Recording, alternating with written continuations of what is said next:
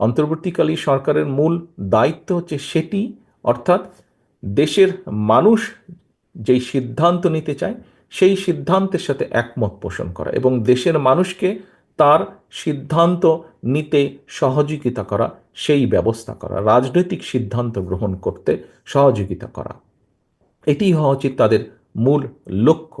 সরকারের বিভিন্ন ব্যক্তির বিভিন্ন কথাবার্তা থেকে আমাদের কাছে মনে হচ্ছে তারা, এবং বিভিন্ন ব্যক্তির আলোচনা থেকেও ফুটে উঠছে যে তারা সম্ভবত তাদের লক্ষ্য থেকে কিছুটা হলেও বিচ্যুত হচ্ছেন ক্ষেত্র বিশেষে।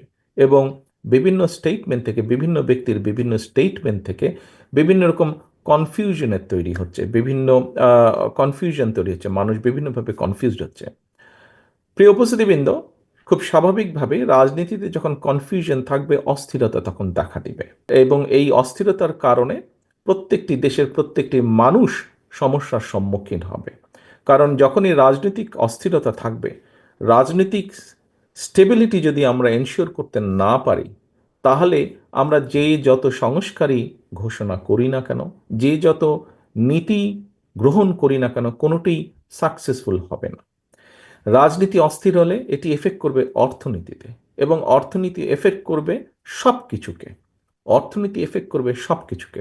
সেই জন্যই অর্থনীতি এফেক্ট করবে, এমনকি আপনারা যারা আইন পেশার সাথে সম্পৃক্ত আছেন, আপনার পেশাকে এফেক্ট করবে খুব স্বাভাবিকভাবে। একজন ক্ষুদ্র মুদি দোকানদার বলি, একজন রিক্সা চালক বলি, একজন সিএনজি চালক বলি, একজন মাঝারি ব্যবসায়ী বলি, যে কারো কথাই বলি না কেন, প্রত্যেকটি ক্ষেত্রে কিন্তু এফেক্ট করবে এবং প্রতিটি মানুষ ক্ষতিগ্রস্ত হবে। সেই জন্য আমাদের মূল লক্ষ্য হওয়া উচিত, অন্তর্বর্তীকালীন সরকার সহ প্রতিটি মানুষের আমাদের মূল লক্ষ্য হওয়া উচিত অবশ্যই দেশকে আগামী দিনে একটি যত দ্রুত সম্ভব একটি স্টেবল স্থিতি অবস্থার কাছে নিয়ে আসা। আমরা যখন একটি স্থিতি অবস্থার মধ্যে নিয়ে আসব, সারা পৃথিবীতে যেটি গ্রহণযোগ্য বিষয়, যে রাজনৈতিক অস্থিরতা বলুন বা রাজনৈতিক আলোচনা বলুন, রাজনৈতিক তর্ক বিতর্ক বলুন, সেটিকে সংসদের মধ্যে নিয়ে আসা। সংসদই হচ্ছে সবচেয়ে বড় জায়গা, সবচেয়ে মূল জায়গা, যেখানে রাজনৈতিক বিষয়ে আলোচনা, সিদ্ধান্ত যাই হোক না কেন সেটি সংসদের মধ্যে হয়ে থাকে।